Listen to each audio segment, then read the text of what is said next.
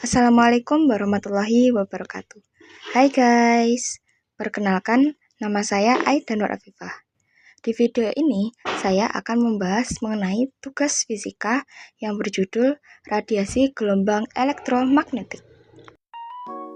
Jadi, materi dari gelombang elektromagnetik yaitu A. Perambatan gelombang elektromagnetik, B. Spektrum gelombang elektromagnetik, C. Energi gelombang elektromagnetik, D. Pemanfaatan gelombang elektromagnetik. Berikut ini adalah pembahasannya. Silakan ditonton. A. Perambatan gelombang elektromagnetik. Gelombang elektromagnetik dihasilkan dari perambatan medan listrik dan medan magnet yang saling tegak lurus melewati ruang. Teori gelombang elektromagnetik pertama kali dikemukakan oleh James Clerk Maxwell 1831 sampai 1879. Tahun 1865 dengan hipotesisnya bahwa perubahan medan magnet dapat menimbulkan medan listrik. Sebaliknya, perubahan medan listrik dapat menimbulkan perubahan medan magnet.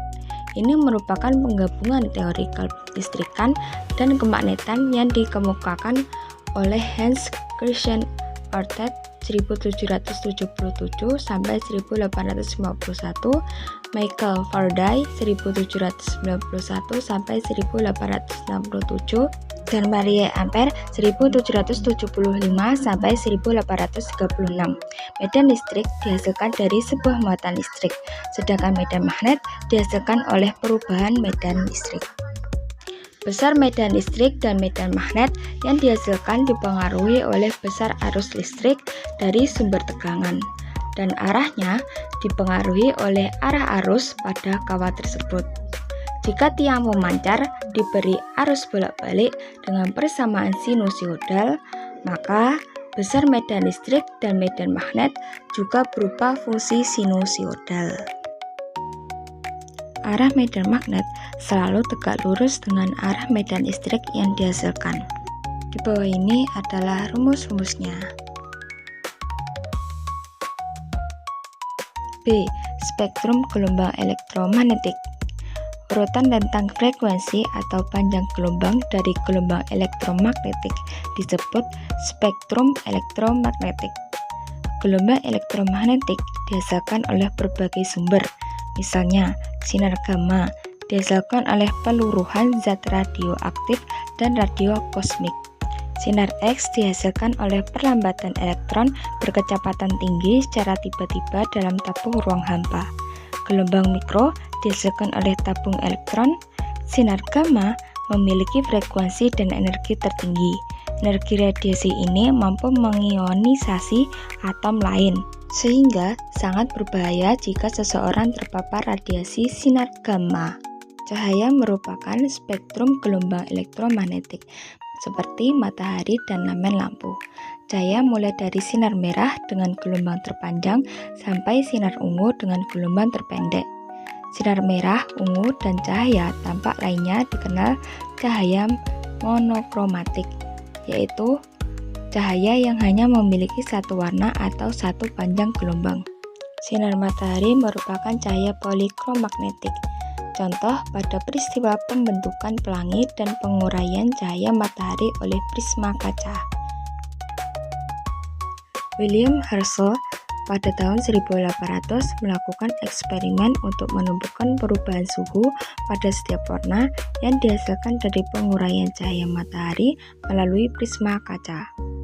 Herschel menyimpulkan keberadaan sinar inframerah. Selain dipancarkan oleh sinar matahari, sinar inframerah juga dipancarkan oleh benda-benda lainnya yang disebabkan vibrasi dan rotasi molekul di dalam material. C. Energi gelombang elektromagnetik. Energi yang dibawa oleh medan listrik dan medan magnet biasa dinyatakan dalam rapat energi. Rapat energi adalah besar energi tiap satuan volume ruang di mana energi merambat. Di bawah ini adalah rumus-rumusnya. D. Pemanfaatan gelombang elektromagnetik. 1. Sinar gamma dan sinar X. Manfaat sinar gamma dengan tingkat energi yang tinggi mampu mengionisasi sel sehingga bisa membunuh sel kanker, sterilisasi alat kedokteran, dan badan saraf otak. Demikian energi sinar X dapat mengionisasi sel sehingga berbahaya jika terpapar berlebihan. Energi sinar X dapat diserap oleh jaringan tubuh karena dimanfaatkan dalam pencitraan jaringan tubuh untuk mengetahui beberapa jenis penyakit. 2. Sinar ultraviolet. Sekitar 10% spektrum yang dihasilkan cahaya matahari adalah ultraviolet. Selain itu, ultraviolet juga dihasilkan oleh lampu-lampu khusus seperti lampu uap merkuri dan lampu fluoresen. Radiasi UV dari matahari berperan penting dalam kehidupan, namun berbahaya jika berlebihan. Ultraviolet banyak digunakan sebagai pendeteksi kebakaran, teknologi semikonduktor, maupun teknologi polimer. 3. Cahaya tampak. Penggunaan cahaya tampak dalam kehidupan sehari-hari selain untuk membantu melihat, juga banyak diaplikasikan dalam bidang kedokteran, kecantikan, dan industri. Salah satunya sinar laser. 4. Inframerah. Sinar inframerah selain digunakan pada remote control, juga untuk alat pendeteksi suhu, tanpa harus menyentuh orang yang akan diukur suhunya. Termometer inframerah menjadi sangat populer ketika masa pandemi COVID-19, yang cukup diarahkan tanpa harus disentuh untuk mengukur suhu pada jarak tertentu. 5.